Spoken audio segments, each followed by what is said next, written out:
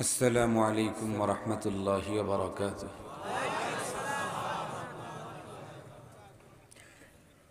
إن الحمد لله نحمده ونستعينه ونستغفره ونؤمن به ونتوكل عليه ونعوذ بالله من شرور أنفسنا ومن سيئات أعمالنا. من يهده الله فلا مضل له ومن يضلله فلا هادي له. ونشهد أن لا إله إلا الله وحده لا شريك له. ونشهد أن سيدنا وسندنا وحبيبنا وشفيعنا وطبيبنا وطبيب قلوبنا وأولانا ومولانا محمدا عبده ورسوله الذي يرسله بالحق إلى الخلق بشيرا ونذيرا وداعيا إلى الله بإذنه وسراجا وقمرا منيرا.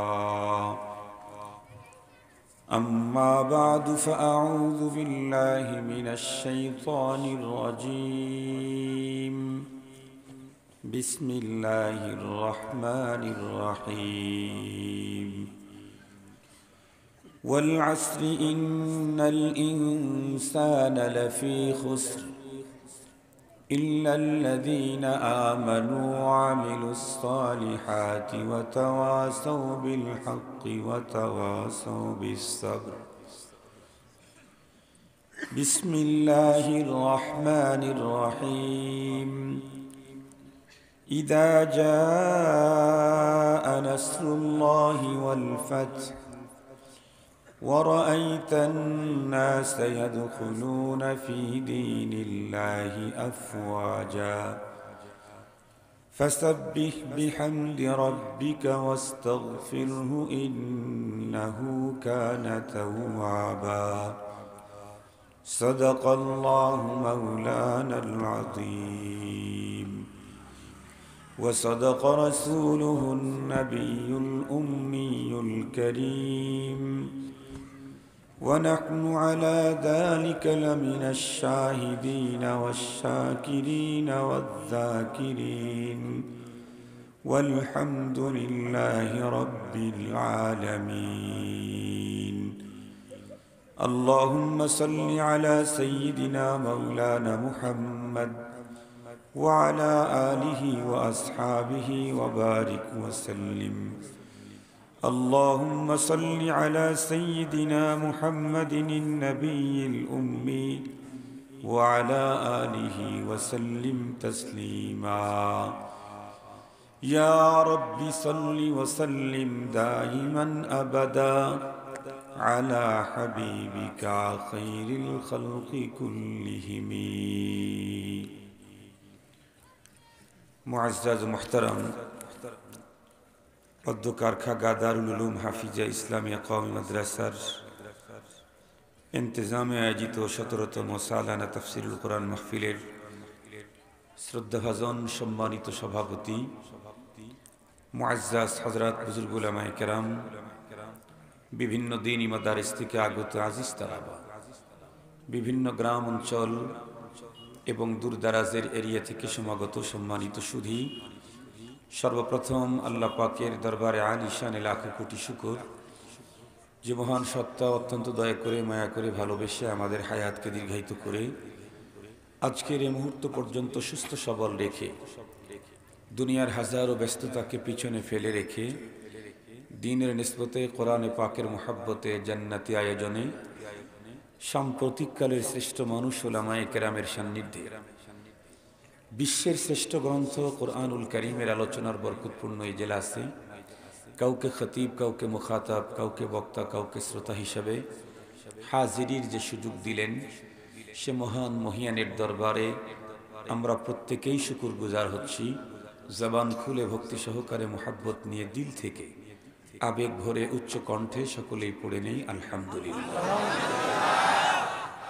সম্মানিত উপস্থিতি, আপনারা সম্ভবত বাদাল আসর থেকে শুরু করেই রাত্রি এখন 10:30 পেরিয়ে গেছে, গভীর রাত পর্যন্ত হযরত উলামায়ে কেরামদের জবান থেকে দ্বীনি আলোচনা শুনতেছিলেন।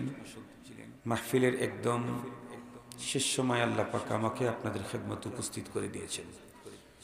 আমিও মহান মালিকের উপরে পূর্ণ আস্থা রেখেই তার কালামে মাজিদ থেকে 30 নম্বর পারার 2খানা সূরা তিলাওয়াত করেছি।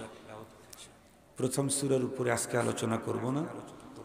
দ্বিতীয় যে সূরাটি পড়েছি সূরা আন-নাসর, এই সূরাটিকে সামনে নিয়ে, যেহেতু আজকের মাহফিলটা তাফসীরুল কোরআন মাহফিল, এই কারণে আলোচনাটা সেভাবে হতে হবে। তবে আমি আপনাদেরকে প্রথমে অভয় দিচ্ছি, মানে অনেক বেশি শীত মনে হচ্ছে, তাই না? আমি আপাতত এই বছরে এরকম শীত বুঝি নাই। আমি তো সকালেও ছিলাম চট্টগ্রামে, ফজরের পরে চট্টগ্রামে ছিলাম। গতকালকে 4 জায়গায় বয়ান করেছি। জুমার নামাজ পড়াই ঢাকা শহরের একটা কেন্দ্রীয় মসজিদে, বনশ্রী কেন্দ্রীয় মসজিদ, রামপুরা। এরপরে 3টার ফ্লাইটে চট্টগ্রামে পুকুরিয়া নামে এক জায়গা আছে, বাঁশখালী, সেখানে মাগরিবের পরে বয়ান করে গিয়েছি হচ্ছে সাতকানিয়া। সাতকানিয়া এমন একটা জায়গা, পৃথিবীর যত জায়গাতে মুসলমানের বাস আসে, আমার দৃঢ় বিশ্বাস সেই জায়গাতে সাতকানিয়ার কোনো না কোনো ব্যবসায়ী আছে। তামাম ওয়ার্ল্ডে তাদের ব্যবসার নেটওয়ার্ক সাতকানিয়া। সেখানে বয়ান শেষ করে বাংলাদেশের ঐতিহ্যবাহী একটি বড় মাদ্রাসা জামিয়া ইসলামিয়া পটিয়া, ওই মাদ্রাসার হল রুমে একটা কনফারেন্স হয়েছে। আসহাবে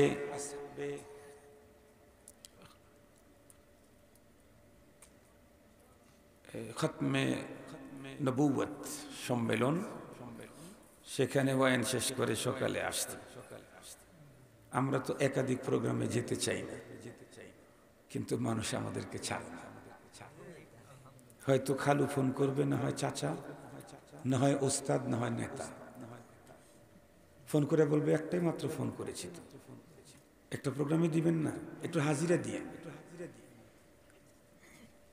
আমরা যদি একটু কথা কম বেশি করি তাহলে এটা সবার মাঝে এটা ফোকাস পেয়ে যায়। আজকের ঘটনা বলতেছি, কোনো এক মাহফিলে আমার আসরের পরে বয়ান করার কথা আজকে, আমি সেখানে গাড়ি নিয়ে হাজির হয়ে গেছি। যাওয়ার পরে আমার এক শ্যালককে দিয়ে ফোন করাইছে যে ভাই এখন তো লোক নাই, আপনাকে 12টার পরে ওয়াজ করতে হবে। ওয়াজ করা লাগবে না, শুধু দোয়া করবেন আজকে। সেখান থেকে আবার চলে গেছে আর এক জায়গায়। এটা যদি তারা করত তাহলে মোটামুটি বক্তাকে বিনা বিষয়ে জাহান্নামে পাঠিয়ে দিত। তারা করছে, এই জন্য কোনো সমস্যা নেই, আমরা করলে সমস্যা। এই জন্য অল্প সময় কথা বলবো, তবে ইনশাআল্লাহ আপনারা যদি মনোনিবেশ দিয়ে কথাগুলি শ্রবণ করেন তাহলে 1 ঘন্টার কথা অন্যদের 3 ঘন্টার কথা সমান হবে ইনশাআল্লাহ। অনেকেরই, সবার না, অনেকেরই 3 ঘন্টা সমান হবে ইনশাআল্লাহ। কারণ যতক্ষণ কথা বলবো যে সাবজেক্টের উপরে, ওইটার উপর কথাই বলবো। কিছুক্ষণ গজল, কিছুক্ষণ সিকলি, কিছুক্ষণ দরুদ শরীফ, কিছুক্ষণ জিকির দিয়ে সময় পাস করবো না। এই জন্য অল্প সময় একটু সবরের সাথে কথাগুলি শুনবেন ইনশাআল্লাহ, জরুরি বিষয়। আমরা বর্তমান যে মাসটাতে বাস করতেছি, এটা ইংরেজি মাসের নাম কি? ডিসেম্বর। আমরা জানি ইংরেজি বর্ষের সর্বশেষ মাসের নামই হচ্ছে ডিসেম্বর। কয়েকদিন পরেই ইংরেজি নববর্ষ শুরু, 31st নাইট আসতেছে এই কয়েকদিন পরেই। এরপরে আবার 1-2 মাস পরেই আবার আর একটা দিবস আসতেছে, ভ্যালেন্টাইন্স ডে। অনেক দিবস, এখন দিন যত গড়াচ্ছে নতুন নতুন দিবস তৈরি হচ্ছে আমাদের দেশে। তবে ডিসেম্বর মাস যদিও ইংরেজি মাসের বৎসরের সর্বশেষ মাস, এই মাস তামাম দুনিয়ার মানুষ চেনে এক হিসাবে, আমরা বাংলাদেশিরা চিনি আর এক হিসাবে। সেটি হচ্ছে ডিসেম্বর মাস মহান বিজয়ের মাস। সারা দুনিয়া চেনে এই মাসটাকে এক হিসেবে, কিন্তু আমরা বাংলাদেশি, আমরা ডিসেম্বর মাসকে চিনি বিজয়ের মাস হিসেবে। আমরা বিজয়ের মাস হিসেবে চিনি না এটা। ইংরেজি কোনো মাসের সাথে তো ধর্মের সম্পর্ক নেই, আমাদের কিছু কর্মের সম্পর্ক আছে। ধর্মের সম্পর্ক তো আরবি মাসের সাথে। ইংরেজি কোনো মাসের সাথে ধর্মের কোনোই সম্পর্ক নেই। আমাদের কিছু কাজকর্মের সম্পর্ক আছে, যেমন ডিসেম্বর আমাদের বিজয়ের সাথে সম্পৃক্ত। ডিসেম্বর আসলেই পেপার পত্রিকায় লেখা থাকে বিজয়ের মাস। আমাদেরকে আল্লাহ পাক যে বিজয় দিয়েছিলেন সেই তারিখটা জানি কত ছিল? জোরে বললে অ্যারেস্ট করবে না, এটা সরকারের পক্ষে, সরকারের পক্ষের ওয়াজ, এজন্য অ্যারেস্ট করবে না, আরো ক্রেস্ট দিয়ে যাবে, ক্রেস্ট। একটু জোরে বলবেন। সব বক্তার তো দুই কান আছে, আমার কান দুইটা কিন্তু একটা অফ, এজন্য একটু জোরে বলতে হবে। আমি অর্ধেক শুনি, একটু জোরে বলতে পারবেন তো ইনশাআল্লাহ? 16ই ডিসেম্বর, এটা হলো বিজয় দিবস আমাদের। এই বিজয় দিবসটাকে আমাদের দেশের মানুষ নানাভাবে এই দিনটাকে উদযাপন করে, কিন্তু ইসলাম যে কোনো বিজয় আর সফলতার জন্য কোনো কর্মসূচি দিয়েছে কিনা এটাও তো মুসলমানের জানা দরকার। কারণ আমি শুধুমাত্র কেবলমাত্র একজন বাংলাদেশি না, আমার সবচেয়ে বড় পরিচয়, মূল পরিচয়, আমি মুসলমান। এটা আমার সবচেয়ে বড় পরিচয়, মূল পরিচয়। আমি আমার জীবনের কখনো বাংলাদেশি পরিচয়টা ভুলে যেতে পারি, কখনো, কিন্তু আমি আমার জীবনে মরণে কখনোই মুসলমানের পরিচয়টা ভুলতে পারবো না। এদেশের কত মানুষ এদেশ থেকে বিদেশে পাড়ি দিল, সিটিজেনশিপ নিল, কেউ কেউ তো মরার পরে লাশটাও আর এদেশে পাঠাবে না হয়তো, কিন্তু পৃথিবীর যেখানেই থাকুক তাকে তো মুসলমান হিসেবেই মরতে হবে যদি পরপারের জীবনে মুক্তি পেতে চায়। কোরআনে পাকে আল্লাহ পাক স্পষ্ট নোটিশ দিয়েছেন, ইয়া আইয়ুহাল্লাযীনা আমানুত্তাকুল্লাহ হাক্কা তুকাতি ওয়া লা তামুতুন্না ইল্লা ওয়া আনতুম মুসলিমুন। চূড়ান্ত নোটিশ, চূড়ান্ত নোটিশ। এই কারণে আমি বাংলাদেশি, এটা আমার একটা পরিচয়। আমি আবার আব্দুল বাসেত খান বংশের একটা পরিচয় আছে, আমি খান বংশের। কিন্তু এগুলি আমার বড় পরিচয় না, আমার সবচেয়ে বড় পরিচয় আমি একজন মুসলমান। এটা হলো আমার সবচেয়ে বড় পরিচয়। আমরা মুসলমান হিসাবে জানি যে কোনো মানুষ মরণের পরে কবরে রাখলে তার পরিচয় জানতে চাইবে মুনকার নাকির। কি সেখানে কি পরিচয় দিবেন? আমি আওয়ামী লীগ নেতা, বিএনপির নেতা, হারু পার্টি, ক্ষমতাসীন দল, ভুইয়া, খান, বাংলাদেশি, আমেরিকান, কি বলবেন? পরিচয় দিতে হবে আমি মুসলমান। জিজ্ঞাসা করবে মার রব্বুক, ধর্মের পরিচয় বলো, তোমার বাবা কে আর তোমার পার্টি কে আর তোমার দেশ কোনটা এটা দেখার সুযোগ নেই। জিজ্ঞেস করবে মার রব্বুক, ধর্মের পরিচয় বল। ওয়ামা দীনু, ধর্মের পরিচয় বল। ওয়ামান হাদার রাজুলুল্লাযী বুইসা ফীকুম, এই লোকটাকে চিনো নাকি? আমাদের নবীজির ছবি এনে বা তার আকৃতি এনে পেশ করা হবে, দেখো তো চিনো নাকি? যারা জীবদ্দশায় নবীজিকে কোনোদিন একবারও স্বপ্নযোগে দেখেনি, কিন্তু নবীজির সুন্নতকে অন্তরে হৃদয়ে লালন করেছে, আমল করেছে, নবীজির চেহারা দেখা মাত্রই বলবে হাদা নবিয়ুনা মুহাম্মদ, ইনি তো আমাদের প্রাণাধিক প্রিয় পয়গম্বর মুহাম্মদুর রাসূলুল্লাহ সাল্লাল্লাহু আলাইহি ওয়াসাল্লাম। সেই দিন যদি আমি আমার ধর্মের পরিচয়টা ওপেন করতে পারি, স্পষ্ট করতে পারি, সাথে সাথে মুনকার নাকির আমাকে কি বলবে? নাম কানাউমাতিল আরুস, তাহলে আর তোমার কোনো পেরেশানি নেই। যার ধর্ম, যাকে মেনে এসেছো, যার পয়গম্বরের স্বীকৃতি দিয়ে এসেছো, এখন তো তার নেতৃত্বেই, তার হুকুমতে আছো, এজন্য ঘুমিয়ে যাও, তোমাকে কেউ ডিস্টার্ব করবে না। কতক্ষণ পর্যন্ত? যতক্ষণ পর্যন্ত ইসরাফিল আলাইহিস সালাম দ্বিতীয়বার সিংহায় ফুৎকার না দিবে, এতদিন পর্যন্ত তুমি ঘুমাও, মজায় ঘুমাও। মুহতারাম হাজরিন, তো আমি একজন মুসলমান হিসেবে যে কোনো বিজয় আর সফলতার ব্যাপারে ইসলাম আমাকে কোনো ফর্মুলা দিয়েছে কিনা এটা জানা দরকার আছে না? নাই জানা দরকার আছে? আচ্ছা, মাশাআল্লাহ। অল্প সময় বলবো ইনশাআল্লাহ, ভয় নেই। আমি একটা কথা বলতে চাই, আমার দেশের শুধু না, তামাম ওয়ার্ল্ডের যত মুসলমান বর্তমানে আছে, শিক্ষিত অশিক্ষিত এই দেশের বিদেশে, প্রায় ম্যাক্সিমাম মুসলমানের মুখে একটা শব্দ স্বীকৃতি দিতে আমরা শুনি, সেটা হচ্ছে ইসলাম কমপ্লিট কোড অফ লাইফ। ইসলাম একটি পূর্ণাঙ্গ জীবন বিধান। এই কথাটা আমার দেশের, এদেশের, বিদেশের শিক্ষিত অশিক্ষিত রাজনীতিবিদ, সাধারণ পাবলিক প্রায় লোকের মুখ থেকেই শুনি। কথাটা কি আপনাদেরও একমত? ইসলাম কমপ্লিট কোড অফ লাইফ। কিন্তু দুঃখের সাথে বলতে হয়, লক্ষ লক্ষ মানুষ আমার দেশে এমন আছে যারা ইসলাম কমপ্লিট কোড অফ লাইফ এ কথার স্লোগান দেয় মুখে, কিন্তু ইসলাম একজন মানুষের জীবন চলার সবগুলি ক্ষেত্রে ইসলামকে বাস্তবায়ন করতে রাজি নাই।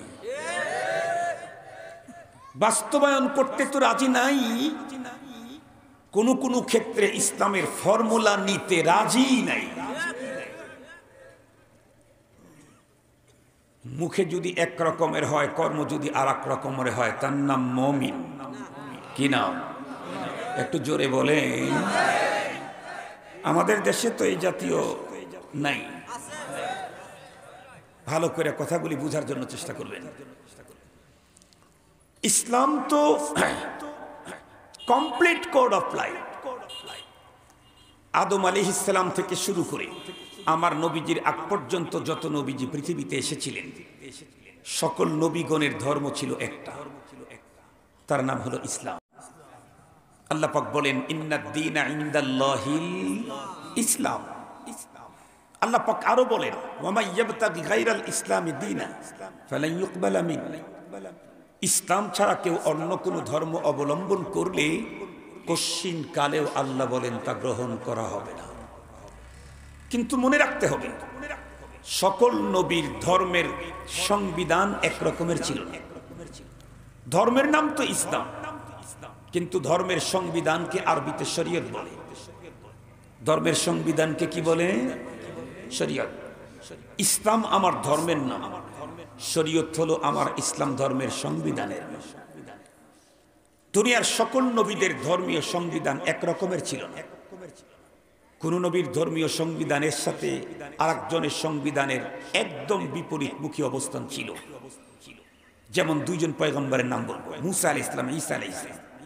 এই দুইজন পয়গম্বর, একজন পয়গম্বরের শরীয়তের ভিতরে বিধান ছিল, কারো কাপড়ে যদি কখনো না পাক লাগতো, তাহলে কিয়ামত পর্যন্ত ডিটারজেন্ট দিয়ে আর সার্ফ এক্সেল দিয়ে ধুইলে, ওয়াশ করলে, অটো ওয়াশ করলে জীবনেও পাক হবে না, ওটা কেটে ফেলতে হবে। শরীয়তের বিধান ছিল। আর এক পয়গম্বরের শরীয়তের বিধান ছিল, কারো কাপড়ে কোনো নাপাক লাগছে ধুইতেও হবে না, এটা অরিজিনাল পাক। নাপাক লাগছে ওটা দিয়েই কাজ চলবে। তাহলে একটাতে অতি বাড়াবাড়ি আর একটাতে অতি ছাড়াছাড়ি। কিন্তু আমাদেরকে যেটা শরীয়ত দেওয়া হয়েছে, বাইনাল ইফরাত ওয়াত তাফরিত মুতাদিল, বাইনাল ইফরাত ওয়াত তাফরিত মুতাদিল স্টেট। সেটা হচ্ছে যদি কাপড়ে নাপাক লাগে কেটে ফেলতে হবে না, আবার নিয়েও নামাজ পড়া যাবে না, ধুয়ে পরিষ্কার করলেই আলহামদুলিল্লাহ। সুবহানাল্লাহ বললেন না যে? আমাদেরটা অনেক মজা না? তবে একটা কথা মনে রাখতে হবে, সকল পয়গম্বরকে আল্লাহ পাক যে দ্বীন শরীয়ত দিয়েছেন এটা হলো পূর্ণ, কিন্তু আমাদেরকে আল্লাহ পাক যে শরীয়ত দিয়েছেন এটা হলো পরিপূর্ণ। অন্যদেরটা কি বলেন? পূর্ণ শরীয়ত দিয়ে আল্লাহ পাক দুনিয়াতে পাঠান নাই, কিন্তু আমাদেরটা হলো পরিপূর্ণ।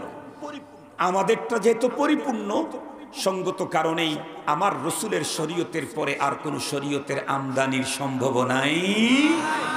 পরিপূর্ণর পরে পূর্ণতার আর কোনো অপশন নেই, পরিপূর্ণের পরে পূর্ণতার আর কোনো অপশন নেই। এ কারণে আমার রসুলের শরীয়তের পরে আর কোনো শরীয়ত আমদানি হওয়ার সম্ভাবনা নেই। আমার রাসূল আগমন করার পরে আর কোন নবীও দুনিয়াতে নবী হিসাবে আসার সুযোগ। এজন্য তামাম পৃথিবীর সকল উলামায়ে কেরামের ঐক্যমতের ফতোয়া কাফের কাফের কাদিয়ানি কাফের। মনে থাকবে আপনাদের স্লোগান, আপনাদের এটা কথা শুধু আমার দেশের বুদ্ধিজীবী আর শিক্ষিত মোল্লাদের না। আল্লাহ পাকের কোরআনে আল্লাহ তাআলা বলেন, আল ইয়াউমা আকমালতু লাকুম দীনাকুম ওয়া আতমামতু আলাইকুম নি'মাতি ওয়া রাদিতু লাকুমুল ইসলাম দীনা। আল ইয়াউমা আকমালতু লাকুম, সকল নবীর শরীয়ত ছিল কামেল। আল্লাহ আরাফার ময়দানে আয়াত নাজিল করে বললেন, মুহাম্মাদুর রাসূলুল্লাহকে যেটা দিলাম এটা কামেল না, এটা আকমাল। আল্লাহু আকবার বলেন। কামেল মানে পূর্ণ, আকমাল মানে পরিপূর্ণ।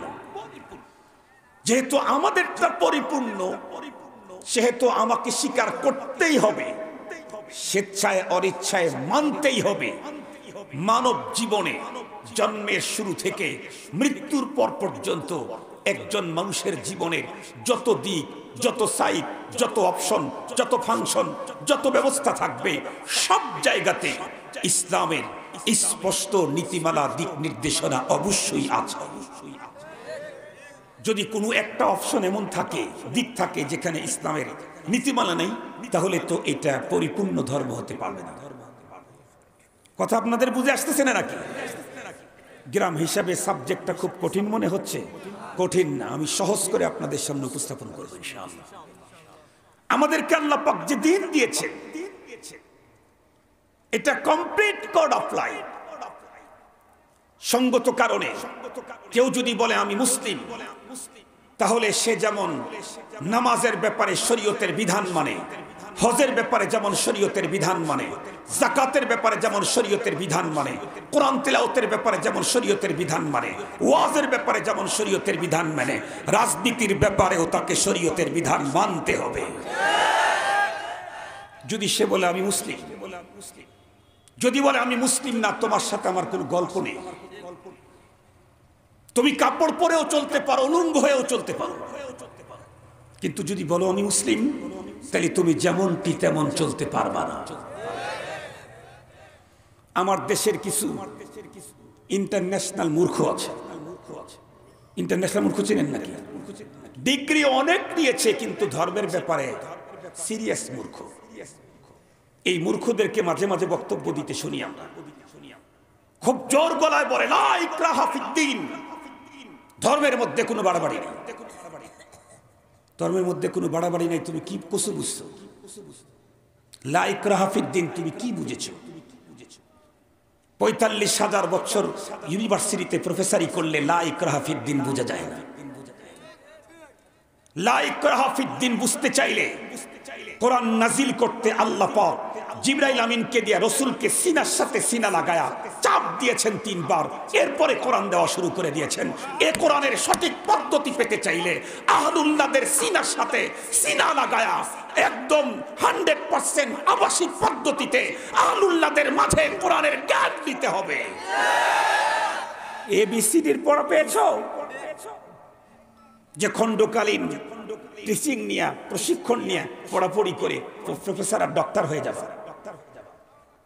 খুব ভালো করে কথাগুলি বুঝবেন। দুঃখের সাথে কথা বলতেছি, দুঃখের সাথে। দিলে অনেক ব্যথা, দিলে অনেক বেদনা, অন্তরের ভিতরে বেদনার তুফান চলতেছে, তুফান। আমরা দেখতেছি এই পৃথিবীর কিছু মুসলমান দুনিয়ার হীন স্বার্থের কারণে এখন নাস্তিক আর মুরতাদ হওয়ার জন্য প্রতিযোগিতা লাগিয়েছে, ধর্ম ছাড়ার প্রতিযোগিতা শুরু করে দিয়েছে। আমরা দেখতেছি। মনে মনে ভাবতে পারেন মোল্লার একটু বেশি কথা বলে, কি আবার তাদের মোল্লার কাছে এমন কি চোখ আছে যেটা দিয়ে দেখে? তাহলে আমি আপনাকে একটা মিসাল দিলে বুঝবেন মোল্লার কাছে কি চোখ আছে। মনে করেন একজন মা, উনি রত্নগর্ভা মা, নর্মাল কোনো মাতা নন, 3 সন্তানের জননী উনি, তিনটাই রত্ন। একজন ইঞ্জিনিয়ার, চিফ ইঞ্জিনিয়ার বাংলাদেশে, আর একজন ডাক্তার, জাতীয় FRCS ডাক্তার, আর একজন আইনজীবী। তো এদেশের ধরে নেন প্রধান বিচারপতি। তিনটাই তো রত্ন, তিনটাই বড় শিক্ষিত। ডাক্তার ছেলেটা একটু বাইরে থাকে, ইঞ্জিনিয়ার এবং আইনজীবী মার কাছেই থাকেন। হঠাৎ মা একদিন অসুস্থ হয়ে গেলেন। আপনারা বলেন তো দেখি, আমাদের দেশের সিস্টেম কি? যার যত টাকা তার চিকিৎসা তত দূরে। ঠিক বললাম না? ঠিক বললাম? যার টাকা যত কম তার চিকিৎসা তত কাছে। টাকাই নাই, তাইলে সিরাজগঞ্জ সদর হাসপাতালে দরকার নেই, ওই পাশের দোকানের মেডিসিন দোকান থেকে নিজেরাই প্রেসক্রিপশন করে নিয়ে আসলে আলহামদুলিল্লাহ। কিন্তু অনেক টাকা, গা গরম হয়েছে, তাহলে যদি করোনা না থাকে তাহলে এই দেশের চিকিৎসা হবে না। যেতে হবে সিঙ্গাপুরে, যেতে হবে হংকং, যেতে হবে ব্যাংকক। তুমি যেহেতু বড় লোকের মা, তিনটাই রত্ন, মা অসুস্থ, তাৎক্ষণিকভাবে সবচেয়ে উন্নত হসপিটালে নিয়ে গেছে। ডাক্তার জিজ্ঞেস করলেন, মা কি প্রবলেম? মা বললেন এই এই এই সমস্যা। ডাক্তার তখন তার প্রেসক্রিপশনের বাম পাশে কিছু টেস্ট লিখে দিলেন। তার ইঞ্জিনিয়ার ছেলেকে বললেন, ভাই একটু টেস্টগুলো করে নিস, আমাকে রিপোর্টটা দেখান। যে টেস্টগুলি দিয়েছিলেন তার ভিতরে একটা প্লেন এক্সরেও ছিল। প্লেন এক্সরে দেখছেন আপনারা, কালো কালো কালারের ফিল্ম একটা পাওয়া যায় এক্সরে। তো সবগুলো যখন নিয়ে আসছে ডাক্তার, সবগুলি দেখার পরে বললেন, ঠিক আছে মা, আমি আপনাকে প্রেসক্রিপশন করে দিচ্ছি, 7 দিন পরে মেডিসিন খেয়ে আপনি আবার একটু দেখা করেন তো। আর কিছু বললেন না। মার ওই প্রেসক্রিপশনগুলি তার 2 সন্তান ইঞ্জিনিয়ার এবং আইনজীবী অনেকবার দেখলো, এমনকি প্লেন এক্সরের ফিল্মটা অনেকবার দেখলো, কিন্তু কিছুই খুঁজে পেল না। ডাক্তার ছেলে মা ভক্ত, শুনছে মা অসুস্থ। ডাক্তার ছেলে রিসেন্ট চলে আসছে, মাকে জিজ্ঞেস করলো, মা তুমি অসুস্থ তো, কোন ডাক্তারকে দেখাইছো, কাগজপত্রগুলা কোথায়? মা তখন তার বালিশের নিচে ইশারা করে বললেন, ওই তো বালিশের নিচেই আছে, দেখো। বালিশের নিচে যখন প্রেসক্রিপশন বের করছে, দেখে অনেক টেস্ট। ও মা, তোমাকে তো অনেক টেস্ট দিয়েছিল। হ্যাঁ বাবা, টেস্ট দিয়েছিল, টেস্টের রিপোর্ট কই? মা তখন তোষকের নিচে ইশারা করে বলে, ওই তো তোষকের নিচে। ডাক্তার ছেলে তোষকের নিচ থেকে টেস্টের রিপোর্টগুলি বের করে প্লেন এক্সরে হাতে এই করে একবার মাত্র দেখা মাত্র বলতেছে, ইন্না লিল্লাহ। কি ও মা, তোমার তো গল ব্লাডারে পাথর দেখা যাচ্ছে। আমি জিজ্ঞাসা করতে চাই, এই ফিল্মটা কিন্তু ইঞ্জিনিয়ার দেখেছে 10 বার, কোনো পাথর খুঁজে পায় নাই, অথচ প্রতিদিন টন টন পাথরের কাজ করে উনি। কিন্তু ওনার চোখে পাথর ধরা পড়ে নাই। আইনজীবী এদেশের বিদেশের কত আইন তার পকেটে আছে, পেটে আছে, সিনায় আছে, মাথায় আছে। উনি অনেকবার দেখলেন কিন্তু কোনো পাথরই খুঁজে পেলেন। ডাক্তার দেখা মাত্রই মায়ের পাথর খুঁজে বের করতে পারলেন। তার মানে কি ওনারা শিক্ষিত না? কথা বলেন না কেন? নরমাল শিক্ষিত, আপার শিক্ষিত, তারপরও পাথর খুঁজে পায় নাই কেন? শিক্ষিত হলে এই সব কিছু দেখা যায় না। প্লেন এক্সরের ভিতর থেকে যদি কেউ কোনো রোগীর দেহের কাটা ফাটা পাথর এই জাতীয় কিছু বের করতে চায়, তাহলে তাকে মেডিকেল কলেজে ভর্তি হয়ে মেডিকেল সায়েন্স অর্জন করতে হয়। একজন রোগীর দেহের কাটা ফাটা এক্সরের ভিতরে দেখে খুঁজে বের করতে চাইলে ইঞ্জিনিয়ার হয় না, প্রকৌশলী হয় না, আইনজীবী পারে না, মেডিকেল সায়েন্স অর্জন করতে হয়।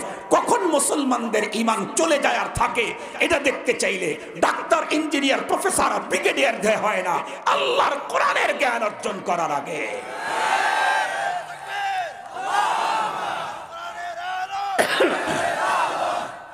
সময় পাস করা দরকার নেই। আপনারা তো বুঝেছেন আমার বিষয়টা। মুহতারাম হাজিন, আমরা দেখতেছি মুসলমানদের ঈমান সিরিয়াস ভাবে এখন নষ্ট হচ্ছে। একদল মানুষ তো ওলামায়ে কেরামদেরকে মসজিদে হুজুর হিসাবে মানতে রাজি, খানকায় পীর হিসাবে মানতে রাজি, ইমামতিতে দেখতে রাজি, খতম পড়ানিতে হুজুর হিসাবে মানতে রাজি, মা বাবার কুলখানিতে তাকে সবচেয়ে বড় চেয়ার দিতে রাজি। কিন্তু রাজনীতির চেয়ারে কোনো মোল্লাকে দেখলে যেন আর পুরো শরীরে অ্যাসিডের আগুন লেগে যায়। তাদেরকে বলতে চাই, আপনি যদি বলেন আমি মুসলিম, তাহলে ইসলাম তো কমপ্লিট কোড অফ লাইফ। তাহলে ইসলাম কমপ্লিট কোড অফ লাইফ। ইসলাম তো একজন মানুষ হাসবে সেখানেও নীতিমালা দিয়েছে, একজন মানুষ কাঁদবে সেখানেও নীতিমালা দিয়েছে। যে ইসলাম একজন মানুষের জীবনের হাসি আর কান্নাতে নীতিমালা দেয়, সেই ইসলাম রাষ্ট্র পরিচালনার নীতি দিতে পারে না, ব্যর্থ। আমরা মুসলমান তা মানতে পারবো না। আপনি মুসলিম হিসাবে স্বীকৃতি চাইলে আপনাকে রাজনৈতিক অঙ্গনেও ইসলামকে মানতেই হবে। ইসলাম যে আমাকে কমপ্লিট নীতিমালা পুরা জীবনের সব দিকে দিয়েছেন, এটার একটু নমুনা আপনাদেরকে শুধু দেখাবো।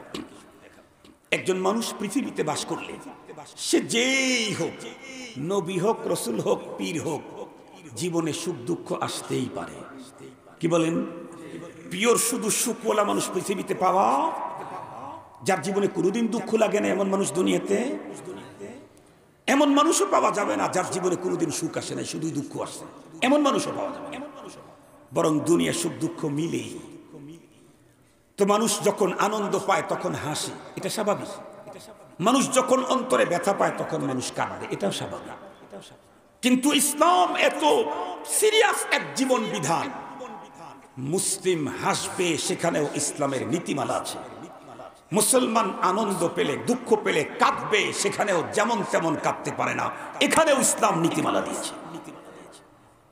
এই নীতিমালাটা শুধু বর্ণনা করবো, আর গুলো আমি বলতে পারবো না, সময় কভার হবে না। মুহতারাম হাজিরিন,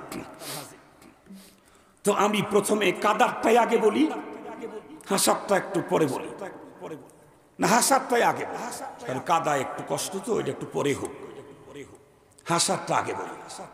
স্বাভাবিকভাবেই যে কোনো মানুষ আনন্দ বা মনের কোনো চাহিদা পূরণ হলে তার হাসি পাবে। কিন্তু কিতাবের ভিতরে লেখছে হাসি হলো 3 প্রকার: তাবাসসুম, যাহক, কাহকাহা। মুস্কি হাসি, অট্ট হাসি, আর একটা মাঝখানকার হাসি। মুস্কি হাসি আওয়াজও হবে না, দাঁতও বের হবে না। অট্ট হাসি তো বুঝেন, এটা তো অট্ট মানে তো অটল। আর তাবাসসুম, যাহক, যেটা এটা দাঁত বের হবে, আওয়াজ খুব বেশি হবে না। এই 3 প্রকারের হাসি মানুষ হাসতে পারে। তবে শরীয়ত বলে দিয়েছে, তুমি মুসলিম, তোমার হাসি হবে 2 প্রকার: যাহক এবং তাবাসসুম। অট্ট হাসি তুমি হাসি দিতে পারবে। ফালইযহাকু কালিলান ওয়ালিয়াবকু কাসীরা। আমার নবীজি 63 বছর পৃথিবীতে বেঁচে ছিলেন। নবুয়ত প্রাপ্তির পূর্বে ছিলেন 40 বছর, পরে ছিলেন 23 বছর। আমার নবীজির 63 বছর জীবনে, নবুয়তের আগে পরে জীবনে একবারও অট্ট হাসি দেননি, একবারও অট্ট হাসি দেননি।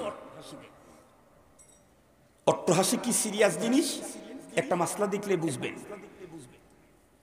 নামাজের মধ্যে যদি কেউ হাসি দেয়, অট্ট হাসি, তাহলে নামাজ থাকে না, ভেঙে যায়। শুধু নামাজ ভাঙ্গে না, তার আগেরটাও ভাঙ্গে। এই দেখছেন মাসলা, আপনাদের জানা। অট্ট হাসি এমন এক সিরিয়াস জিনিস, নামাজ যত অবস্থায় অট্ট হাসি দিলে শুধু নামাজ ভাঙ্গে না, নামাজের আগেরটাও ভাঙ্গে। নামাজের আগে কি করা লাগে? ওযু ভাঙ্গে।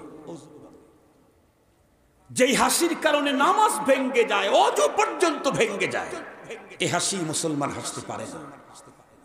নামাজের ভিতরে না, নামাজের বাইরে। নামাজের ভিতরে ওযু ভাঙ্গার কেন সিস্টেম করা হলো, বুঝানো হলো এটা তোমার জন্য না, হাসিটা। কিন্তু দুঃখের সাথে বলতে হয়, আজকে আমরা যারা নিজেকে মুসলমানের দাবিদার, আমরা তো অট্ট হাসি ছাড়া হাসতেই পারি না।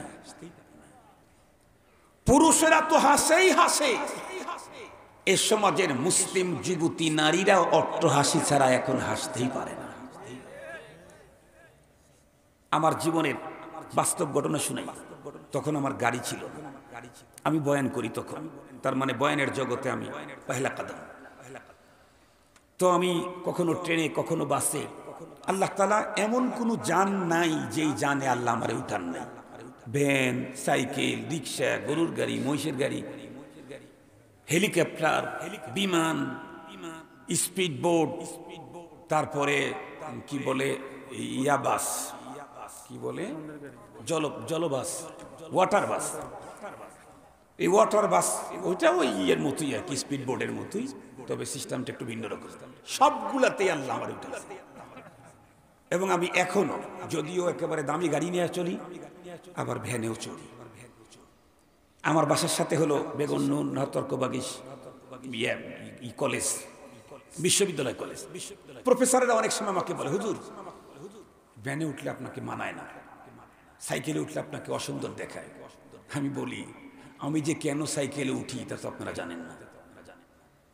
কেন বলে, আমি মাঝে মাঝে গাড়ি নিজে ড্রাইভ করে যাই, দামি গাড়ি, এটা হলো আপনাদেরকে ওয়াশ করার জন্য। আর মাঝে মাঝে সাইকেল ড্রাইভ করি আমি আমাকে ওয়াশ করার জন্য। এই হুজুর বুঝলাম না। বলে, বুঝলেন না? ওই এক প্রফেসর আছে আমার সাথে, বেতো মাদ্রাসায় পড়তো। পরে ও চিন্তা করলো যে মাদ্রাসায় পড়লে তো চায়া খাওয়া লাগবো, ও সে কলেজে যাই। পরে মাস্টার্স কমপ্লিট করে এখন বেগম নুরুন্নাহার তর্কবাগিস ডিগ্রি কলেজের প্রফেসর হয়েছে। আমি বললাম, এই প্রফেসর, তুমি তো আমাদেরকে ছুঁয়ে গেছো বেশি টাকা ইনকাম করার জন্য। তুমি কলেজে ঢুকে হুন্ডা চালাও, আর আমি আলহামদুলিল্লাহ পড়াইয়া দামি গাড়ি চালাই। এই তোমাকে ওয়াজ করার জন্য প্রাইভেট গাড়ি চালাই, ড্রাইভ করি।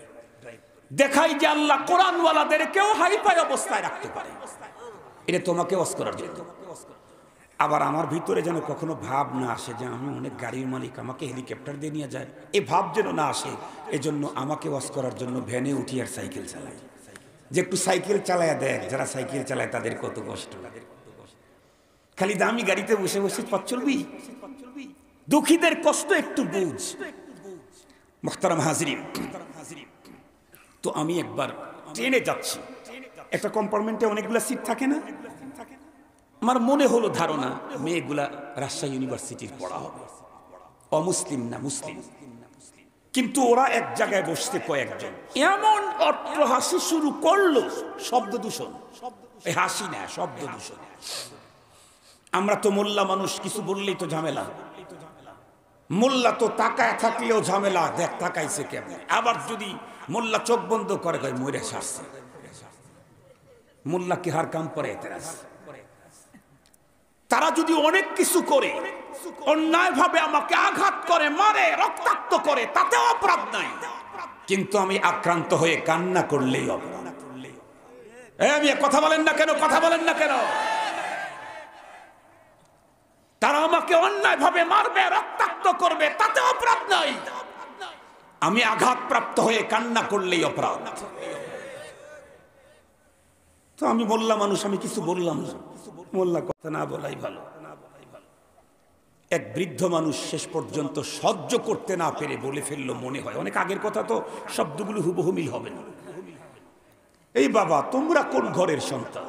তোমাদের আব্বা আম্মা কি শিখেছে? ওই মেয়েগুলি কথা শোনার পরে আরো যেন অটো না, এখন ডবল অটো।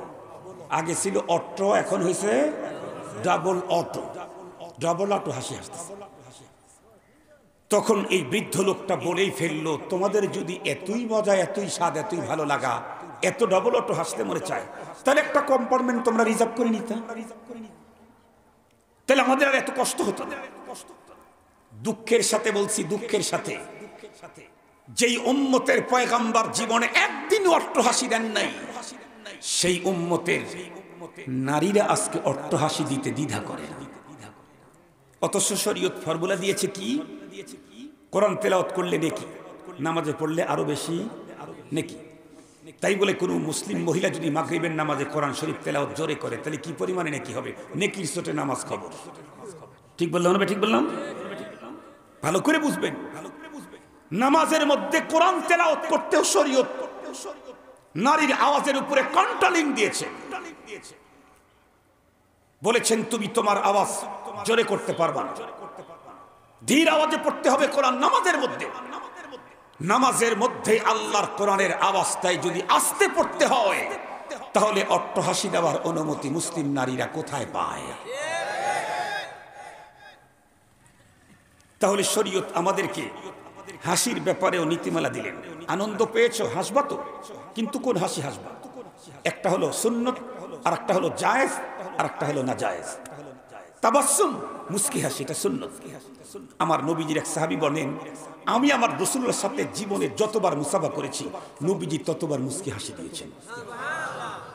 সালাম দেওয়া একটা সুন্নত, মুস্কি হাসি দেওয়া আরেকটা সুন্নত। সুবহানাল্লাহ বললেন না? যে আমাদের দেশে এখন কোরবানি দেই না, কোরবানি এ কোরবানি একটা কোরবানি, আর কোরবানির চামড়া কোরআনের প্রতিষ্ঠানে দেওয়া এটা আরো একটা বড় কোরবানি। কোরআন কোরবানির চামড়া দিয়ে আল্লাহ তাআলা কোরআনের প্রতিষ্ঠানকে এখন বাঁচায় রাখছেন। এ কারণেই তো আমার দেশে গভীর ষড়যন্ত্রে চামড়া শিল্প ধ্বংসের মূল কারণ হলো মোল্লাদের আওয়াজ যাতে বন্ধ করা যায়। এই তোদের সম্পর্ক তো কোনো এমপির সাথে না হয়, কম কোনো এমপির পিএস এর সাথে না হয়, কোনো চেয়ারম্যানের সাথে না হয়, মেম্বারের সাথে তোর সম্পর্ক, তাই যদি এত ভাব আসে। এমপির পিএস এর সাথে সম্পর্ক, তাই যদি এত ভাব আসে। মন্ত্রীর সাথে সম্পর্ক, তাই যদি এত ভাব আসে। মোল্লার সম্পর্ক তো আল্লাহর সাথে।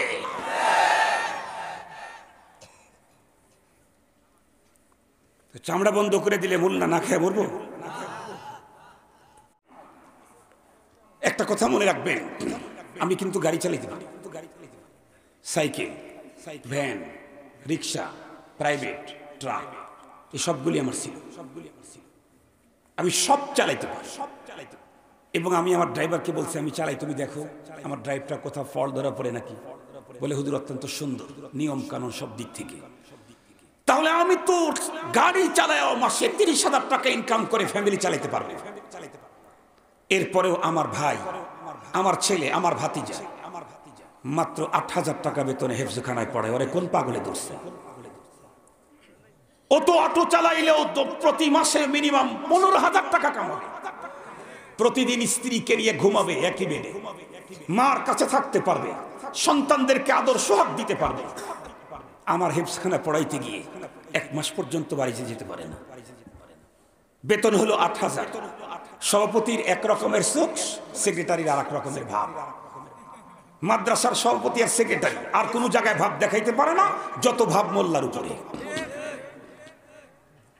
যত ভাব মোল্লার উপরে। কষ্ট লাগতেছে? আপনারা তো আমার হোম ডিস্ট্রিক্টের লোক, আমি ঢাকার লোককেও খাতির করি না। আমি কেন্দ্রীয় মসজিদে জুমার নামাজ পড়াই, তাদের মোতাওয়াল্লিদেরকে বলি, মুহতারাম হাজিরিন, সত্য কথা এখন রাতই বলতে হবে, এখন রাতই বলতে হবে। আমার বাবা জিজ্ঞাসা করলেও উত্তর রাত, আমার মা জিজ্ঞাসা করলেও উত্তর রাত, আমার শত্রু জিজ্ঞাসা করলেও এখন রাত, এটাই উত্তর। মুহতারাম হাজিরিন, যে কথা বলতেছিলাম, এরপরেও এই পাগলগুলি কেন এখানে থাকে? 8,000 টাকা নিয়ে এরপরে আবার মানুষের কাছে রসিদ বই নিয়ে যেতে হয়। কেউ দেয়, কেউ আবার কড়া কথা বলে দিলটা কানা করে দেয়। তারপরেও কেন যায়? মোল্লা এই দুনিয়ার জীবনের সুখ শান্তি লোভ ভোগ বিলাসের লালসায় মোল্লা চলে না, মোল্লা চলে মরণের পরে জান্নাতের লালসায়। এই জন্য তুমি চামড়া বন্ধ করে দে, মোল্লার খাবার বন্ধ করবে? হ্যাঁ পাগল। মোল্লার খাওয়া বন্ধ হইলে দুনিয়ায় খাওয়া বন্ধ হয়ে যায়। মুহতারাম হাজিরিন, তো যে কথা বলতেছিলাম, তাহলে শরীয়ত আমাদেরকে সিস্টেম দিয়েছেন। হাসি দিতে গেলে 2 প্রকারের হাসি অনুমতি আছে। একটা হলো মুস্কি হাসি, দেব তো আমরা ইনশাআল্লাহ। যতবার সালাম দেব ততবার মুস্কি হাসি দেব, রাজি ইনশাআল্লাহ। যতবার মুসাফা করব ততবার মুস্কি হাসি দেব, রাজি আছি ইনশাআল্লাহ। এর থেকে যদি বেশি কখনো দিতে চাই তাহলে জেহেদ, তার মানে দাঁত বের হবে। আমার নবীজি কখনো হাসতেন, এবং নবীজির কি সাহাবী আল্লাহ দিয়েছিলেন। আল্লাহ নবীজি জীবনে কতবার হেসেছেন, জেহেক হেসেছেন, আর নবীজির কোন পর্যন্ত দাঁত দেখা গেছে এটা এখনো হাদিসে সুরক্ষিত আছে। শুধু কি রুবাই, সানায়া উলিয়া, সানায়া সুফলা, রুবাই, আজরাফ, কোন কোন দাঁত পর্যন্ত দেখা গেছে এটা হাদিসের মধ্যে এখনো আছে। আলহামদুলিল্লাহ বলেন। তাহলে আনন্দে হাসতে গেলে সেখানে ইসলাম আমাকে নীতিমালা দিয়েছে, মনে থাকবে। দুঃখ পেয়েছি, বেদনা পেয়েছি, কি বেদনা? আসমান ভেঙে পড়ার মতো বেদনা পেয়েছি। কেমন? এমনিতেই যে কোনো আপনজন মারা গেলে ব্যথা, কিন্তু কিছু কিছু আপনের কিছু মুহূর্তে চলে যাওয়াটা অসহ্য ব্যথা। যেমন মনে করেন, যে কোনো মায়ের যদি ছেলে মারা যায় ব্যথা আছে না নাই? কিন্তু ছেলেটা যদি এমন হয় গতকালকে হয়েছে আজকে মারা গেছে, ব্যথাটা একটু কম। ছেলেটার পিছনে মা 5 বছর মেহনত করছে, এখন মার পিছে পিছে থাকে, এখন যদি মারা যায় ব্যথাটা আগের মতন একটু বেশি। এই ছেলের পিছনে বাবার সম্পদ বিক্রি করছে, মার সম্পদ বিক্রি করছে, ছেলেও আলহামদুলিল্লাহ বিসিএস ক্যাডার হয়ে গেছে, চাকরিও শুরু করছে। গত মাসে 6 লাখ পেয়েছে বৈধ টাকায়, তারপরের মাসে 7 লাখ, তারপরের মাসে 8 লাখ, পরের মাসে রোড অ্যাক্সিডেন্টে মারা। এটা কি আরো কম না আরো বেশি? এ ব্যথা কিন্তু একদম সিরিয়াস, এটা একদম সিরিয়াস, এটা যেন সহ্য করার মতোই না। বিশ্বনবীজির যুগে নবী আলাইহিস সালাম কোথাও যাচ্ছিলেন, কোন এক জায়গায় দেখলেন এক মহিলা এই জাতীয় কোন সিরিয়াস ব্যথায় ব্যথাতুর হয়ে কান্না করছেন। কিন্তু কান্না যে করতেছেন, বিলাপ করতেছেন। বিলাপ, বিলাপ বুঝেন তো? সিরাজগঞ্জের মানুষ বিলাপ বুঝেন তো? এই যে আর কাউকে দেখলো না আল্লাহ, আমারটাই দেখলো। আমার অপরাধ কি অপরাধ ছিল? আমি তো নামাজ পড়ি, রোজা রাখি, আল্লাহ এটা কি করলো, আল্লাহ এটা ইনসাফ করলো না, নাউজুবিল্লাহ। এই বুকে মারতেছে, মুখে মারতেছে, জমিনের ভিতরে পড়তেছে, হার্ট ফেল হয়ে যাচ্ছে। এটা হলো বিলাপ। নবী আলাইহিস সালাম মেয়ের কাছ দিয়ে যাইতেই মেয়েটাকে বললেন, এই মেয়ে, সবর করো, ধৈর্য ধরো, সংযত হও। এতটুকুন বলতেই মেয়েটা এত বেশি সিরিয়াস ব্যথাতুর ছিলেন যে সে মাথা উঠায়া কে বলল এটা দেখার সুযোগ তার ছিল না। সে তখনও মাথা নিচের দিকে দিয়েই বললেন, ইলাইকা আন্নি, ইলাইকা আন্নি লাম তুসিবকা মা আসাবাতনি। কি বললেন? বাংলা হলো, আপনি আপনার কাজে যান মিয়া, আমার উপরে কোন মুসিবত চাপছে, কোন পাহাড়, এটা আপনার উপরে তো আর চাপে না, এজন্য আপনি বুঝবেন না। মেয়েটা এতটুকু বলে দিয়েছে মাথা নিচের দিকে দিয়ে। ও কল্পনাও করে নাই যে আওয়াজ করেছে মুহাম্মদ রাসূলুল্লাহ সাল্লাল্লাহু আলাইহি ওয়াসাল্লাম। ও তো ভাবেই নেই, ও তো ব্যথায় ব্যথাতুর। নবীজি যখন নবী আর কথা বাড়ান নাই, চলে গেছেন। পাশেই এক পুরুষ সাহাবী দেখতেছিলেন। পুরুষ সাহাবী এসে মেয়েকে ডাক দিয়ে বললেন, এই মেয়ে তুমি কি করলা? এই মেয়ে তুমি কি করলা? ও একটু স্বাভাবিক হয়েছে, বলে কি করেছি? তুমি কাকে বললা ইলাইকা আন্নি? কাকে বললা? মেয়ে বলতেছে, আমি তো বলতে পারি না কাকে বলছি। উনি মুহাম্মাদুর রাসূলুল্লাহ। এ কথা শুনতেই বলেন তো দেখি মেয়ের অবস্থা কি হতে পারে? মেয়ের ওই বেদনার কারণে যেই পরিমাণে আঘাত পেয়েছিলেন, এর চাইতে বেশি আঘাতপ্রাপ্ত হলেন আমি নবীজিকে কি বলে রেখেছি। এখন বড় দুঃখ দিলে ছোট দুঃখ তখন ইয়াদ থাকে না, বড় দুঃখ পেলে ছোটটা তখন দুঃখ মনে হয় না। এখন এই মেয়ে তো পাগলের মতো হয়ে গেছে, কারণ মেয়েরা নবীজিকে কি পরিমাণে মহাব্বত করতেন। নবীজি এক যুদ্ধের জন্য প্রস্তুতি নিচ্ছিলেন। এক মহিলা সাহাবী তার কোলের বাচ্চা দুধ পান করে নিয়ে আসছে। নবীজি, আমার বাচ্চাটারে আপনি যুদ্ধে নিয়ে যান। নবীজি বললেন, তোমার এই বাচ্চাটাকে যুদ্ধে নিয়ে আমি কি করব? মেয়েটি উত্তর করলেন, ওগো নবীজি, আমি জানি আমার এই বাচ্চা যুদ্ধের ময়দানে দাঁড়িয়ে থাকতেও পারবে না, দাঁড়িয়ে থাকতেও পারবে না, তো তারপরে নিয়ে আসছো কেন? ওগো নবীজি, আল্লাহ আমাকে মহিলা করে দুনিয়াতে পাঠিয়েছেন। আমি যদি পুরুষ হতাম, আমি জানি আপনি আল্লাহর জমিনে আল্লাহর দ্বীন রক্ষার জন্য রণাঙ্গনে যখন যাবেন, কাফের মুশরিকেরা আপনাকে লক্ষ্য করে তীর আর ধনুক ছুটতে থাকবে।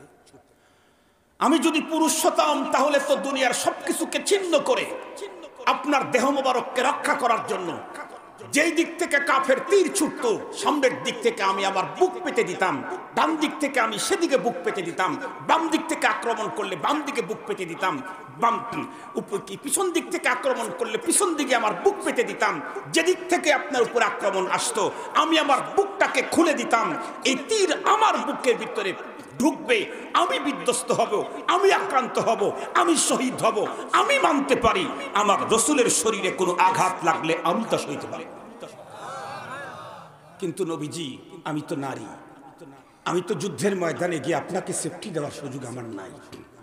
কিন্তু আপনি তো তারপরেও যাচ্ছেন যুদ্ধের ময়দানে, কাফের মুশরিকরা আপনাকে লক্ষ্য করে যখন তীর ছুড়বে, তীর আপনার শরীরে ঢুকবে, এই আওয়াজ আমার কানে আসবে, আমি দুনিয়াতে বেঁচে থাকতে পারবো না। এই জন্য আমি আমার কলিজার টুকরা সন্তানকে দিলাম, যখনই দেখবেন কোন তীর আপনার দিকে আসতেছে, আমার সন্তানটাকে ঢাল হিসাবে ব্যবহার করবেন। আমার কলিজার টুকরা দুগ্ধ পাই সন্তান কাফের বেঈমানের তীরের আঘাতে ঝাঁঝরা হয়ে যাবে, আমি মা এটা মেনে নিতে পারবো, কিন্তু আপনি পয়গম্বরের শরীরে একটা তীর বিদ্ধ হলে আমি তা মানতে পারবো না। বিশ্বনবীজির প্রতিটি সাহাবী ছিলেন এমন, বিশ্বনবীজির প্রতিটি মেয়ে সাহাবী ছিলেন এমন। সেই জাতীয় মেয়ে সাহাবীর সামনে যখন বলা হলো, মেয়ে তুমি কাকে বললা ইলাইকা আন্নি লাম তুসিবকা মা আসাবাতনি, তুমি তোমার রাস্তা, তুমি তোমার কাজ করো মিয়া, আমার কোন মুসিবত হয়েছে এটা তুমি বলতে পারবে না। আমি তো সিরিয়াস কথা বলেছি। এখন তো মেয়েটি বন্ধুরা আমার পাগলের মতো হয়ে গেছে। এক পর্যায়ে হাঁটি হাঁটি পা পা করে পয়গম্বরের দরবার পর্যন্ত হাজিরা দেওয়ার পর পয়গম্বরের কাছে গিয়ে মাযরাত পেশ করা শুরু করলেন।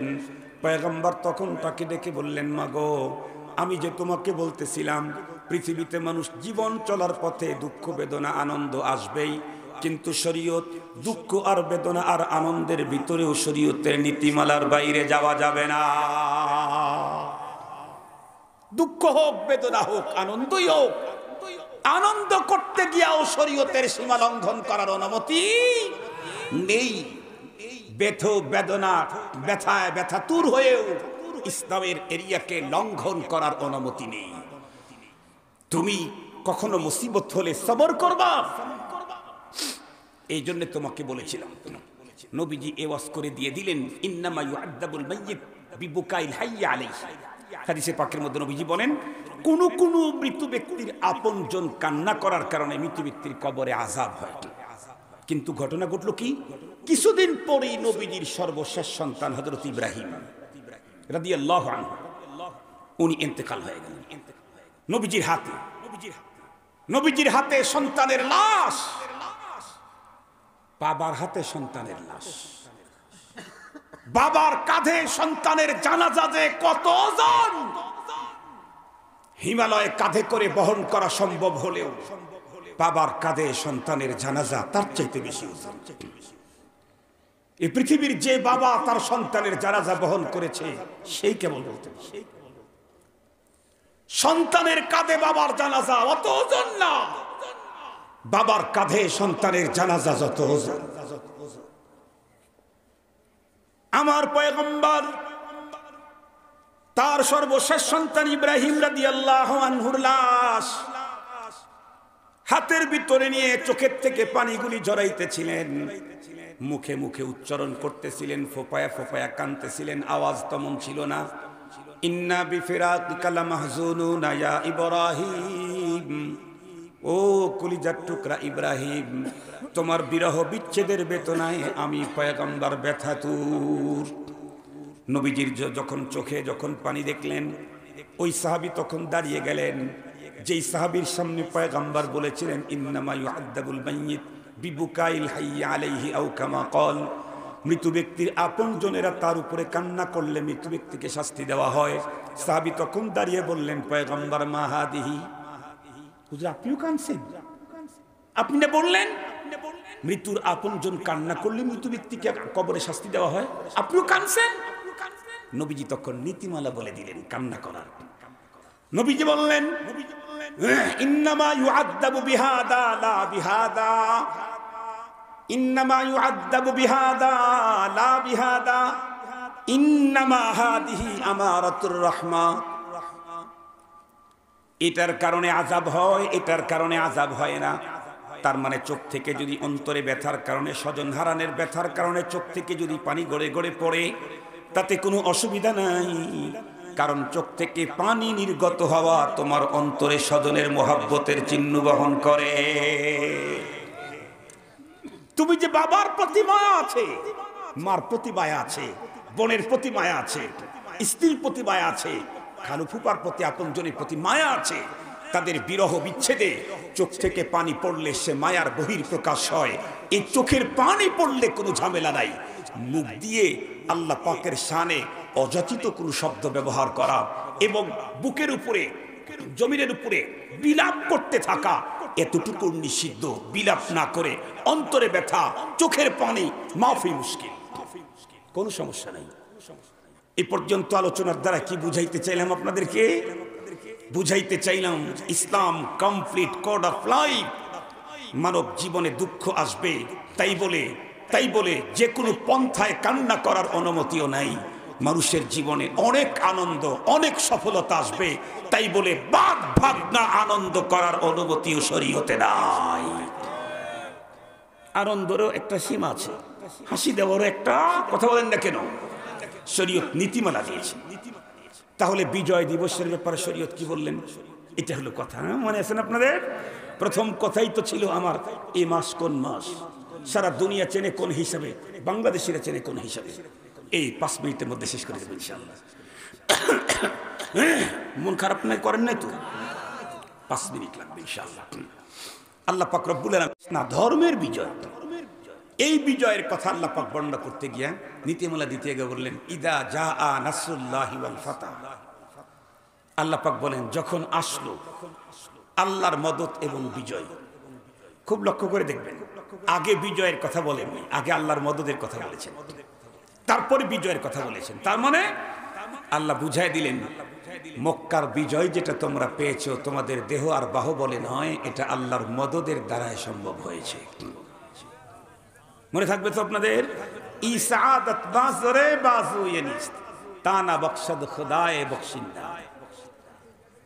আমার জীবনের যত সফলতা আসবে, ছোট বিজয়, মাঝারি বিজয়, বড় বিজয়, ফ্যামিলি বিজয়, সংসার বিজয়, সমাজ বিজয়, ইউনিয়ন উপজেলার বিজয়, দেশ বিজয়, যত বিজয় আমার জীবনে আসবে, আমি একজন মুসলিম হিসাবে আমাকে মনে রাখতে হবে এই বিজয়ের পিছনে সর্বপ্রথম কার মদদ? একটু জোরে বলেন না, কার মদদ? আল্লাহর মদদ ছাড়া আমি কোনো অবস্থাতেই বিজয় আনতে পারতাম না। মনে থাকবে তো ইনশাআল্লাহ? এরপরে আল্লাহ পাক কি বললেন? ওয়ারাইতান নাসা ইয়াদখুলুনা ফি দীনিল্লাহি আফওয়াজা। এটা একটা ভিন্ন সাবজেক্ট। বিজয় হলে তুমি তখন আনন্দ করবা কিভাবে, কাজ করবা কিভাবে? এখানে শরীয়ত তোমাকে কি নীতিমালা দিয়েছে? দুইটা অর্ডার করেছেন, ফাসাব্বিহ বিহামদি রাব্বিক, আরেকটা হলো ওয়াস্তাগফির। এক নাম্বার, যেহেতু বিজয় আমার মদদের মাধ্যমে পেয়েছো, সুতরাং এখন এই বিজয় পাওয়ার পরে আমার গুণগান গাও, আমাকে সিজদা করো, আমার বড়ত্বের স্লোগান দাও, আমার প্রশংসা ভূয়সী প্রশংসা করো, আমি তোমাকে বিজয় দিয়েছি। আমাদের বাংলাদেশের বিজয়ের পিছনে অনেক মানুষেরই অবদান আছে। বিশেষ করে আমার দেশের যেই সমস্ত মুসলিম স্বাধীনতার সময় রক্ত দিয়েছেন, জীবন দিয়েছেন, প্রাণ দিয়েছেন, আল্লাহ পাক সেই শহীদদের দরজাকে বুলন্দ করে দিন। যারা মুক্তিযুদ্ধ করতে গিয়ে যারা আক্রান্ত হয়েছেন, অসুস্থ হয়েছেন, আল্লাহ পাক তাদেরকে সুস্থতার সাথে নেখায়াত বাড়ায় দিন। অন্য কোনো দেশ যারা আমাদেরকে সহযোগিতা করেছে আমরা তাদের কাছে দুর্বল, তবে অন্য কোনো দেশের সহযোগিতায় আমার বিজয় নিশ্চিত হয় নাই, আমার বিজয় নিশ্চিত হয়েছে আল্লাহর মদদের দ্বারায়। এজন্য আমি আল্লাহর কাছে সবচাইতে বেশি দুর্বল হতে হবে। আমি আল্লাহ পাকের কাছে সবচাইতে বেশি দুর্বল হতে হবে। মনে থাকবে তো ইনশাআল্লাহ? এই জন্যে বিজয় দিবসে বিজয়ের ব্যাপারে আমি আনন্দ করব। আমার কাজ হবে হলো আল্লাহর প্রশংসা, আল্লাহর গুণগান, আল্লাহর তাসবিহ, আল্লাহর তাহমিদ, এগুলি করতে হবে। আর একটা কাজ কি করা লাগবে? ওয়াস্তাগফির। আল্লাহ পাক বলেন ইস্তেগফার করতে হবে। বিজয় পাওয়ার পরে তোমাকে ইস্তেগফার করতে হবে। এখন প্রশ্ন করতে পারেন হুজুর ইন্না লিল্লাহ, ইস্তেগফার করা লাগবে, এটা তো বুঝে আসলো না। বিজয়, একটা দেশকে বিজয় করছি মানে তো অনেক মুসলিম মানুষকে জুলুমের হাত থেকে বাঁচিয়ে দিয়েছি, বঞ্চিত মানুষকে তাদের অধিকার তাদের হাতে দিয়েছি। আমি কি অপরাধ করছি যে আমি ইস্তেগফার করব? আমি আপনাদেরকে জিজ্ঞেস করতে চাই, এই প্রশ্নের দুইটা জবাব দেব। একটা জবাব হলো, আপনারা বলেন তো দেখি, 5 ওয়াক্ত ফরজ নামাজের পরে, নামাজের সালাম ফিরানের পরে আস্তাগফিরুল্লাহ আস্তাগফিরুল্লাহ বলা সুন্নত না? কয়বার বলতে হয়? 3 বার। জোরে বলেন, কয়বার বলতে হয়? আমি জিজ্ঞেস করতে চাই, রুকু করে কি পরিমাণে অপরাধ করছেন যে আস্তাগফিরুল্লাহ বললেন? সেজদা দিয়ে কি আপনার অপরাধ হয়ে গেছে? তসবিহ পড়ে কি আপনার অপরাধ হয়ে গেছে? কওমার জলসা করে কি আপনার অপরাধ হয়ে গেছে? তাহলে এখানে নামাজের ভিতরে একটাও তো অপরাধের কাজ করেন না, তারপরে তো 3 বার ইস্তেগফার করলেন। এখানে যেই কারণে ওখানে সেই কারণে। দ্বিতীয় নম্বরের কারণ ভালো করে বুঝবেন, ইস্তেগফারের অর্ডার আল্লাহ পাক কেন দিয়েছেন? একটা দেশ দখল করা যুদ্ধ, সেটা তো বিশাল ব্যাপার। অত বড় যুদ্ধ বাদ দিয়ে আগে গৃহযুদ্ধের কাছে যাই। আমাদের ঘরে যুদ্ধ হয় না মাঝে মাঝে? আরে ভাই ভাইস্তে বাদ দিয়ে দুজনই হয়, দুজন বোঝেন তো, হোম মিনিস্টার। যুদ্ধ হয় না মাঝে মাঝে? কারো ঘরে প্রতিদিনই যুদ্ধ হয়, কারো ঘরে সপ্তাহে একদিন, কারো মাসে একদিন, কারো জীবনে কয়েকবার। ঘরে যে যুদ্ধ হয় স্বামী আর স্ত্রী, যখন যুদ্ধ শুরু হয় তখন স্বামী সীমার ভিতরে থেকেই কথা বলে না সীমা লঙ্ঘন করে? স্ত্রীও স্বামীর ইজ্জত রক্ষা করে কথা বলে না লঙ্ঘন করে? ঝগড়া যখন লকে লাগে তখন কার ইজ্জত কতটুকু এটা মাপার টাইম নেই, আগে নাক ফাটা। ঠিক বললাম না? ঠিক বললাম? এটা হলো স্বাভাবিক পদ্ধতি। তাহলে ঘরে যার সাথে আমার এত অর্থপ্রত সম্পর্ক, সে আমার অর্ধাঙ্গিনী, তার সাথে ঝগড়া করতে গেলে যদি অতিরঞ্জিত হয়, তাহলে একটা দেশকে দখল করতে গেলে যাদের বিরুদ্ধে যুদ্ধ করেছি, লড়েছি, অবশ্যই অতিরঞ্জিত হয়েছে। এটা পাপ না নেকি? তাহলে এই পাপটা আমার আল্লাহ পাকের কাছে মাপ নেওয়া দরকার কিনা? কথা বলেন না কেন? এই জন্য বললেন, আমি তো তোমাকে বিজয় দিয়েছি, এখন তোমার পাপটা যদি মাপ নেও তাহলে পরপারেও তোমার বিজয়। এই জন্য ওয়াস্তাগফির, বিজয়ের দিনে তুমি আল্লাহ পাকের কাছে গুনাহ মাপ চাও। 3 নাম্বার কারণ হলো, আমরা তো মনে করি ইস্তেগফার মানেই গুনাহ, এটা আমরা মনে করি। এটা হলো আমরা মূর্খ, এই কারণে এটা মনে করি। আমাদের দেশে অনেক রোগী দেখবেন একদম স্পেশালিস্ট, প্রকৃতই একজন মেডিসিন স্পেশালিস্ট ডাক্তারের কাছে গেছে, যাওয়ার পরে সব শুনছে, শোনার পর ডাক্তার মেডিসিন লিখছে, কোনো মেডিসিন চিনতেছে না রোগী, একটা মেডিসিন চিনছে, সেটা হলো নাপা। নাপা সবার আপা। ঠিক বললাম না? ঠিক বললাম? আপারে যেমন চেনে বাঙালি, নাপারে তেমনই চেনে। নাপা যখন দেখছে, দেখার পরে চিন্তা করতে, আমার তো কোনো জ্বরই নেই, 6 বছরের ভিতরে জ্বর আছে নেই, স্যার আমাকে নাপা দিল কেমন? এই জন্য গিয়ে বলতে, স্যার সব মেডিসিন ঠিক আছে, নাপা দিলেন কে? আমার তো 6 বছরের ভিতরে জ্বর নেই। ডাক্তার তখন হাসে। কেন হাসে? নাপা যে জ্বরের কাজ দেয় এটা তো পাবলিক জানে। ডাক্তার জানে নাপা শুধু জ্বরের কাজ দেয় না, জ্বরের মতো আরো 10টা রোগের কাজ দেয় নাপা। এটা পাবলিক জানে না। কে জানে? ডাক্তার জানে। আমরা যারা সাধারণ পাবলিক, আমরা মনে করি ইস্তেগফার মানে গুনাহ মাপ। আমি বিজয় করে মজলুমকে উপকার করেছি, সেখানে আমার কিসের গুনাহ? কেন ইস্তেগফার করতে হবে? এটা তো আমরা পাবলিক জানি ইস্তেগফার মানে গুনাহ মাপ। কিন্তু আমার আল্লাহ কি বলেন?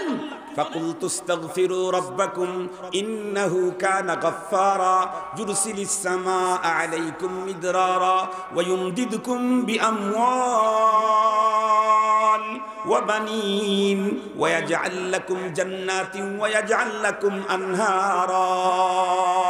আল্লাহু আকবার বলেন। আল্লাহ কোরআন শরীফের ভিতরে বললেন, এই পাবলিক, ইস্তেগফার শুধু গুনাহ মাপের কাজ দেয় না, এ বাদে আরো 5টা রোগের মেডিসিন, আরো 5টা ফায়দা আছে ইস্তেগফার দিয়ে। আরো কয়টা বলেন? তার মধ্যে একটা হলো ইউমদিদুকুম বিআমওয়াল। যে কোনো দেশ যুদ্ধ যখন হয় তখন ওই দেশের অর্থনৈতিক অবস্থা বড় দণ্ডদশা হয়। যে কোনো দেশ। বাংলাদেশের স্বাধীনতার পর কি হয়েছিল এটা ওনারা বলতে পারবে, আমারে দিলে হবে না, কারণ আমার মার বিয়ে হয়েছে যুদ্ধ যখন চলে তখন, এরপরে আমার এক বোন হয়েছে, সেটা মারা গেছে, এরপরে আমি হয়েছি। এ কারণে আমি একজন অরিজিনাল বাংলাদেশি, ঝামেলা ছাড়া। কত ঠিক বুঝতে পারছি আপনাদেরকে? কোনো ঝামেলা নাই আমার মধ্যে। স্বাধীনতার যুদ্ধের আগে যদি জন্ম হতো তাহলে রাজাকারের গন্ধ লাগার সম্ভাবনাও ছিল, আবার মুক্তিযোদ্ধার সৌভাগ্য হওয়ার সম্ভাবনাও ছিল। আমি যেহেতু জন্মই নিয়েছি স্বাধীনতার পরে, এজন্য রাজাকার হওয়ার সম্ভাবনা নাই, মুক্তিযোদ্ধা হওয়ার সম্ভাবনা নেই। তবে আমার নানা মুক্তিযোদ্ধা, আমি মুক্তিযোদ্ধা না, আমি মুক্তিযোদ্ধার নাতি। খালি বাপ আপনাদের নয়, আমাদেরও আছে। মুহতারাম হাজিরিন, যে কথাটা বলতেছিলাম, শেখুল হাদিস সাহেব হুজুরের কাছ থেকে শুনছি যুদ্ধের পরে বাংলাদেশের অবস্থা কি ছিল। উনি বলেন যে একদিন আমি ট্রেনে কোথাও সফরে যাব, কমলাপুরে গেছি, গিয়া দেখতেছি একজন মানুষ বমি করতেছে আর পাশে একজন ক্ষুধার্ত লোক বসে থেকে ওর বমিটা উঠায়া ধুয়ে ধুয়ে খাচ্ছে। এই বাংলাদেশের অবস্থা, এই বাংলাদেশ। বঙ্গবন্ধুর এক বক্তব্য আপনারা শুনেছেন, আমি সারা দেশে ঘুরে বিভিন্ন দেশ থেকে 300 কোটি টাকা আমি ভিক্ষা করে নিয়ে আসছি, 200 কোটি টাকা আমি লোন করে নিয়ে আসছি, আর এই চোরের জাতিরা সব খায় শেষ করে দেয়। এই যে এক বক্তব্য শোনেন আপনারা, আমি নিজের কানে শুনেছি। বঙ্গবন্ধু নিজেও বলেছে যে ওই সময় কি পরিমাণ ক্রাইসিস ছিল, সারা দেশে ঘুরে ঘুরে ভিক্ষা করে নিয়ে আসছেন দেশের জন্য, জনগণের জন্য, মানুষের জন্য। মুহতারাম হাজিরিন, আল্লাহ পাক রব্বুল আমিন কোরআন শরীফের ভিতরে বলেন, এই বান্দা ইস্তেগফার করলে শুধু গুনাহ মাফ হয় না, ইস্তেগফার করলে আমি সম্পদের দন্য দশা সব শেষ করে দিয়ে দিই। সম্পদ দিয়ে ইউমদিদকুম বিআমওয়াল। এই জন্য আল্লাহ পাক বিজয়ের পরে বলেছেন, বিজয়ের পরে তোমাদের আমল হবে আমার নামের তসবিহ পড়া, আমার নামের প্রশংসা করা, আমার বরত্বের স্লোগান দেওয়া, আমাকে সিজদা করা, আমার হুকুম মানা, আর আমার কাছে ইস্তেগফার করা। কেন? ফাকুল তুস্তাগফিরু রাব্বাকুম ইন্নাহু কানা গাফফারা ইউরসিলিস সামা আলাইকুম মিদরারা ওয়া ইউমদিদকুম বিআমওয়াল। আল্লাহ পাক বলেন তুই ইস্তেগফার কর। কি পরিমাণে টাকা লাগে, কি পরিমাণ, সব আমার গুডাউনে আছে। এ ভাই, আল্লাহর গুডাউনে আছে তো আছে, আল্লাহর কোনো গুডাউনে এমন কোনো জিনিস নাই যেটা দিলে কমে যায়, এরকম কোনো জিনিস নেই আল্লাহর গুডাউনে। যতই দিবে কিন্তু মালিকের গুডাউনে কমবে না। টাকা বলেন, মান বলেন, সম্মান বলেন, যা বলেন। আর আমরা দুনিয়াতে দেখেছি যেই জিনিস দিলে কমে না, এই জিনিস মানুষ কে নিল কে না নিল এ নিয়ে অত ফিকির করে না। যেমন টাকা বলেন, পয়সা বলেন, কাপড় চোপড় যাই বলেন, এগুলো দিলে কমে, এই জন্য মানুষেরা কেউ কাউকে দিতে চায় না। কিন্তু দুনিয়াতে একটা জিনিস আছে যেটা দিলে কমে না, সেটা হলো আগুন। আগুন এক বাতির থেকে আর এক বাতি লাগাইলো, আগের বাতির আগুন কি পরিমাণে কমে, ওইখান থেকে আরো 10টা লাগাইলো, কি পরিমাণে কমলো। কথা বলেন না কেন?